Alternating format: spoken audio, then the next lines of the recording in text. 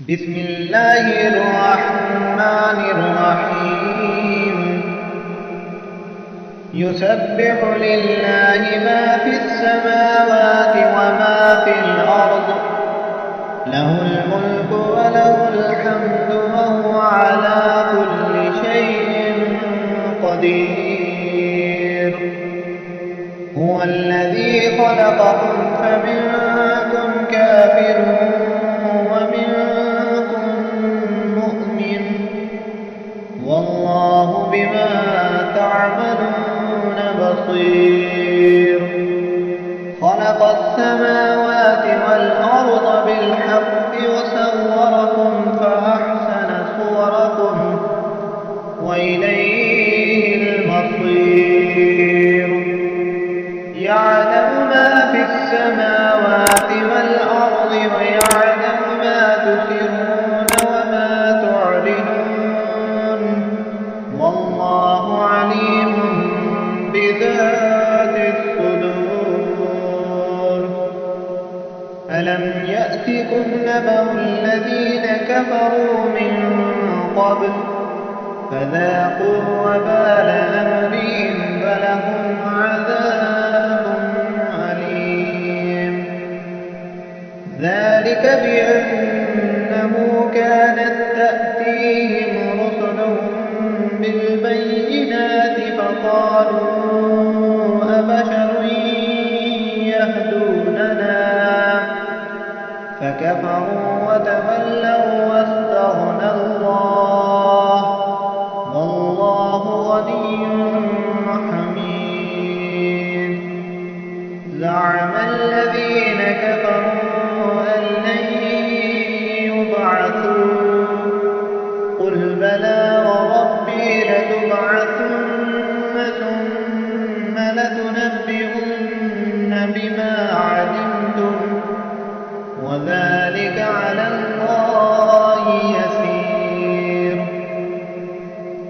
فآمنوا بالله ورسوله والنور الذي أنزلنا والله بما تعملون خبير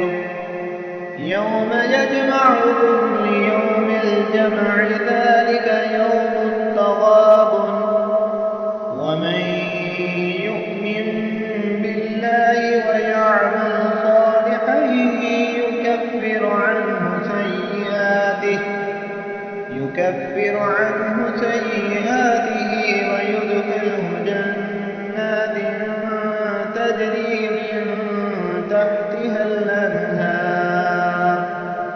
من تحتها الأنهار خالدين فيها أبدا ذلك الفوز العظيم والذين كفروا وكذبوا بآياتنا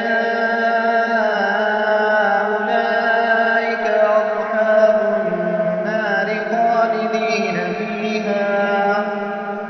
وبئس المصير ما